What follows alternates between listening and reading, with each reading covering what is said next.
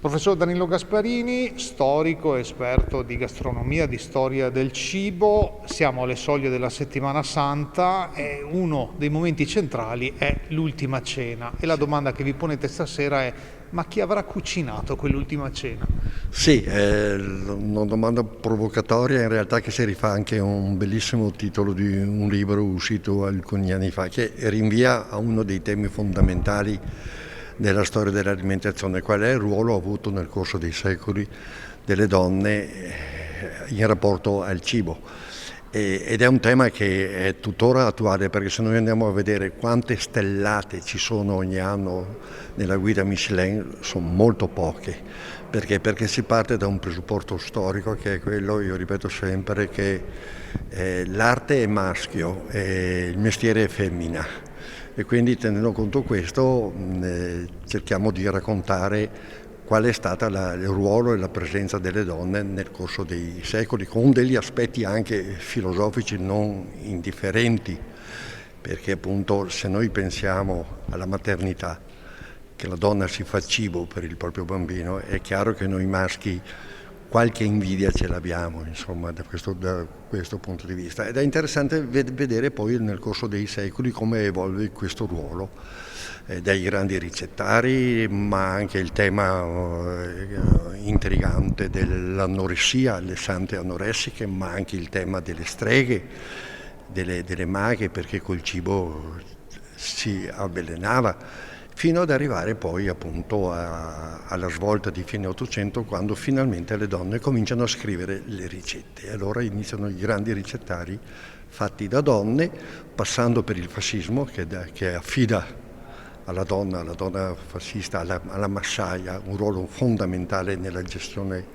dell'economia domestica,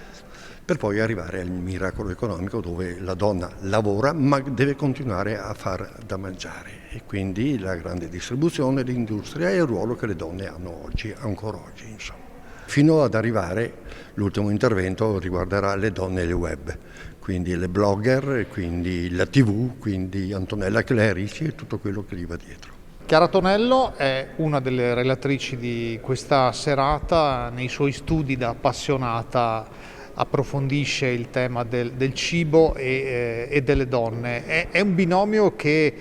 fa parte di uno stereotipo che magari si vorrebbe così evitare. Sì,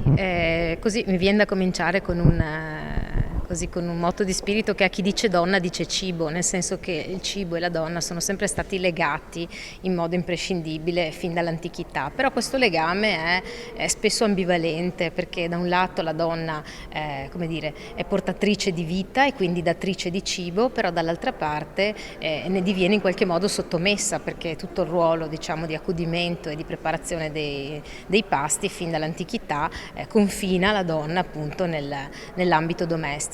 Una delle cose che per esempio ci siamo chiesti in questo filone è come mai, mentre la cucina e il cibo sono sempre stati appannaggio fin dall'antichità della donna, poi a emergere sono comunque gli uomini, quindi i grandi chef, i più grandi chef che noi conosciamo sono paradossalmente tutti uomini, quindi intervengono in un ambito che non era mai stato loro, anzi che avevano rifugito tra virgolette per secoli, in quanto un ambito oscuro, servile, ecco, se vogliamo, e poi invece emergono soprattutto gli uomini, e questo è uno delle tante ricerche per passione che hanno accompagnato un po' il professor Gasparini e me su questo filone. Ecco. In questi giorni di guerra al centro dell'attenzione comincia a esserci il cibo, il grano, i cereali. Lei cosa può dirci a proposito?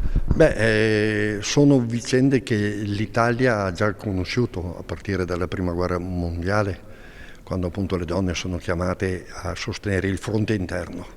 perché gli uomini sono al fronte e quindi lo sforzo bellico impone alle donne che stanno a casa di risparmiare, tant'è che le prime tessere annonarie compaiono durante la Prima Guerra Mondiale e che ritroveremo poi nella Seconda Guerra Mondiale.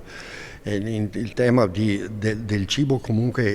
in questi tempi calamitosi per chi è coinvolto, alla fine sono sempre le donne che poi devono mettere attorno qualcosa per i figli, per i mariti, per gli anziani. Quindi la donna è sempre chiamata da secoli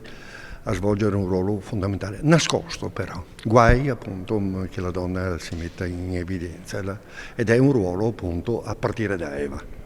Per quanto riguarda i cereali, io ricordo che noi con l'Ucraina, ma già ai tempi della Repubblica di Venezia, uno dei mercati più importanti dell'afflusso del grano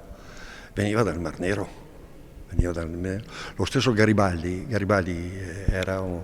grande navigatore perché lui per molti anni con un bragantino faceva la spola tra il Mar Nero e Genova importando granaglie nel mercato di Genova, quindi i nostri rapporti con quei granai sono secolari. Questo rapporto sempre ambivalente delle donne col cibo, per esempio nell'antichità erano loro a preparare i banchetti, ma questi banchetti non erano mai ammesse perché il banchetto è il luogo pubblico, è il luogo della politica e quindi è il luogo in cui la donna invece non viene ammessa o se viene ammessa in quanto moglie di, mai le cortigiane, mai le donne non sposate ai banchetti. Un'altra cosa così, sempre per restare nel mondo antico, è lo ius osculi, cioè il diritto che avevano il marito e il pater familias di baciare sulla bocca tutte le donne di famiglia, tutte le donne di casa per verificare che non avessero bevuto vino e che quindi non si fossero lasciate andare al piacere del cibo. Quindi da un lato le custodie, le preparatrici del cibo, ma dall'altro canto il piacere del cibo a loro negato.